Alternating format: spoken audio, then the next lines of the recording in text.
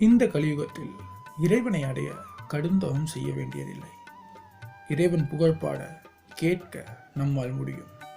அத்துடன் மாதா மாதம் சதுர்த்தி, சஷ்டி, பிரதோஷம், கார்த்திகை, ஏகாதசி, திருவோணம் நாட்களில் ஏதாவது ஒரு விரதம் இருந்து வழிபடலாம். காயத்ரி மந்திரத்திற்கு நிகரான மந்திரம் இல்லை. காசியை மிஞ்சிய தீர்த்தம் இல்லை. ஏகாதசிக்கு ஈடான விரதம் இல்லை என்பது ஆண்டோர் வாக்கு.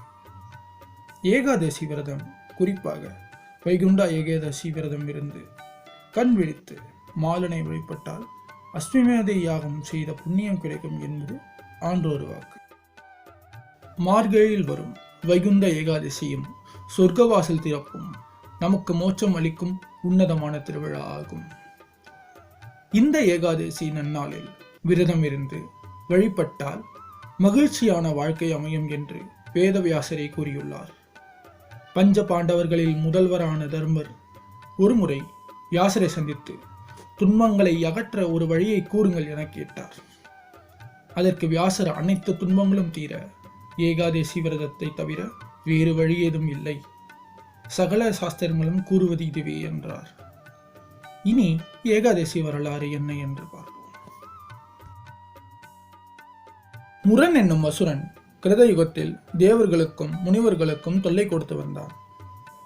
அவர்கள் அசுரனின் கொடுமையை போக்க சிவபெருமானிடம் வேண்டினர்.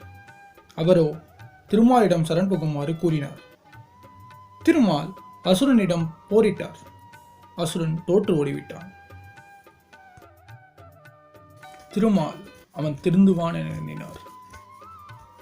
பிறகு திருமால் போர்க்களத்தில் இருந்து வெளியேறி பத்ரிகாசிரமத்தில் உள்ள ஒரு குகையில் போய் ஓய்வெடுத்தார். அசுரன் திருந்தவில்லை, மனம் வருந்தவில்லை. திருமாலை கொல்ல குகைக்கே வந்துவிட்டான்.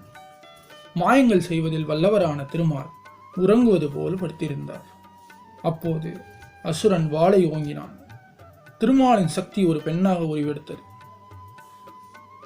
அசுரன் பெண்ணை கொல்ல வாள் எதற்கு என்று ஒரு அம்பே போதும் என எண்ணி அவள் மேல் வீசினான். அப்போது பெரும் கூச்சலிட்டால் அந்த மாயப்பெண்.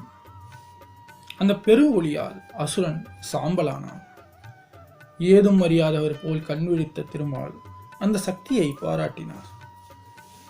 அதோடு அவளுக்கு ஏகாதசி என்ற பெயரை சூட்டி, நீ தோன்றிய இந்நாளில் விரதமிருந்து என்னை வழிபடுபவர்களுக்கு நான் வைகுண்ட பதவியை கொடுப்பேன் என்று கூறி ஆசி வழங்கினார். நாமும் இந்நாளில் இரவு முழுவதும் கண்விழித்து இறை இன்பம் பெறுவோம். மாலனை பணிவோம், மகிழ்வுடன் வாழ்வோம். நன்றி, வணக்கம்.